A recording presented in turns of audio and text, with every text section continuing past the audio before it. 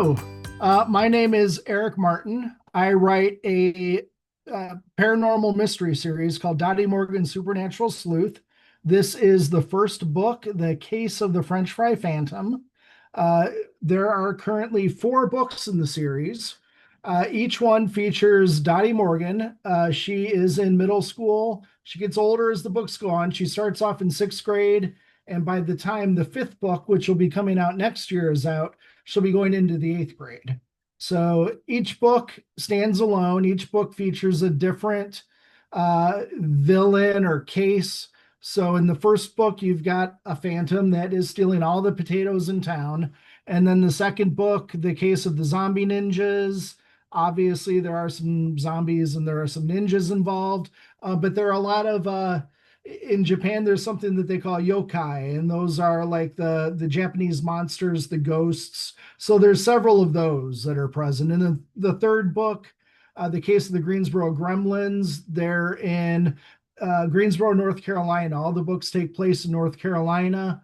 Dottie is from a small town in the mountains, but then they go to the city for a fashion show, and gremlins are attacking the fashion show.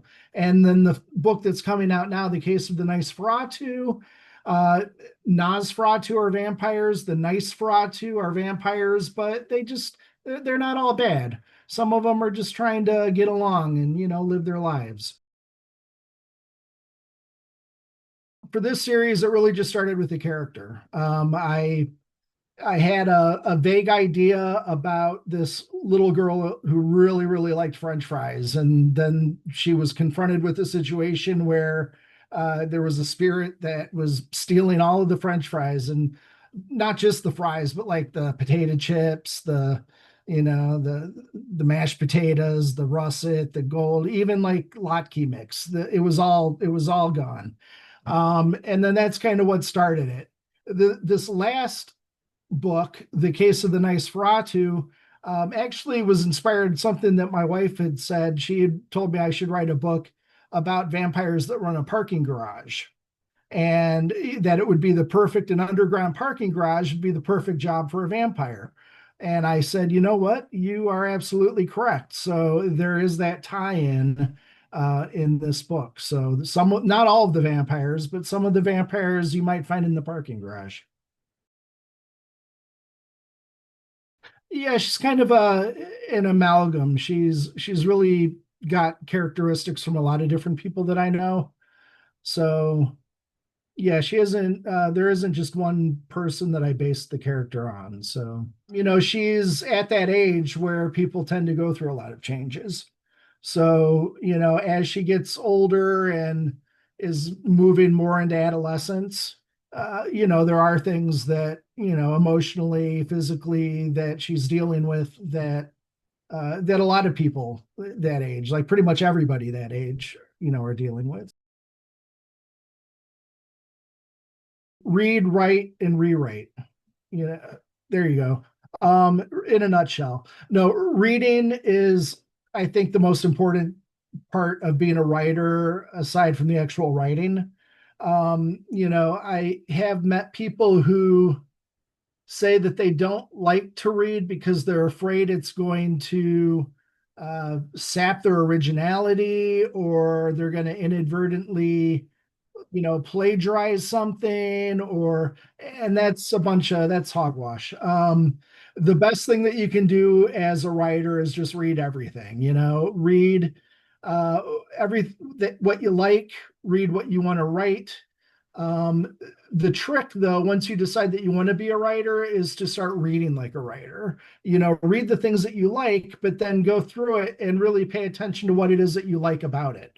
If there's a character that really jumps out at you, why? What does the author do? What are the tricks that they use, or how do they get you to connect, with that character? So those are things that when you're just reading for fun, you can just read it and enjoy it. But if you're reading as a writer, you need to pay attention to the technique that the writers that you like, what do they do well? And if you read something that you think is just awful, why? What about it doesn't, resonate with you? And then stay away from that. So And then, like I said, actually like writing, I know people who can world build for years and never actually write anything.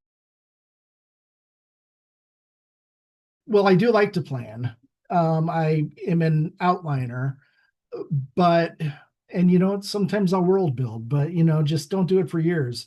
But yeah, I like to have everything kind of planned out before I start writing the first draft. I'll think about all the different the main characters arcs. I'll think about theme. I'll kind of go through scene by scene and lay those out. So my outlines are pretty meaty. For my books are about 50,000 words. They're not real long. And for a 50,000 word book, I'll have maybe a 5 to 8,000 word outline. So I'll do a decent sized blueprint, and then I'll sit down, and then once I do that first draft, it'll go pretty quickly. um, and then once that's done, then your work is just kind of started, because then you have to go through the process of getting feedback. I have critique groups that I use, sensitivity readers, beta readers, and I'll send it out to all those folks. I'll get all of their criticisms. They tell me what works, what they don't understand, what they hate, and I'll have to decide if it's valid. Not every criticism, do I necessarily agree with, but if I have half dozen people all telling me the same thing, then I need to take a look at it. So after you do all that, then there's usually like 3 or 4 more rewrites, and then it'll go to an editor, and then we'll actually start getting it ready to publish. But yeah, it's a pretty lengthy process. The writing of that first draft might only take a few months, but it's going to probably take 2 or 3 times that long to go through all the other parts of that process. The themes in these books, in the most recent one, uh, the main character Dottie, she's having a lot of issues around self-confidence. And she needs to kind of learn how to rely on herself when her friends are kind of like taken away from her. So each book varies, but there is an overarching theme in each one that's similar. In the third book, she's having, a lot of issues that aren't necessarily related to the case, but they're more things like, you know, confidence due to, like social changes and, just emotional things that she's going through. And so those tend to be the main theme while she's having her adventure. She's also dealing with all the same kind of things that every other kid in middle school was dealing with. So those are really the takeaways, like the way that she addresses these issues. Um, and you might also learn how to kill a vampire. Most stories have a pretty definite structure. Um, and that's one of those things that I see a lot of new writers, they're like, I'm not tied to a structure. But whether or not you like it or not, most stories do have, some similar elements, some structural elements that are similar. And it's interesting as a writer to watch how other writers do that. And it's really consuming stories anywhere, whether I'm reading a book or watching a movie or, storytelling is pretty much the same depending on how you're consuming it, so it really does give you a lot of insight into, choices that writers make and how they choose to, handle the structure, that is necessary to tell an effective story. For me, that's like a vital step is, hearing it. Typically, a lot of times I'll do that twice, I'll do it fairly early.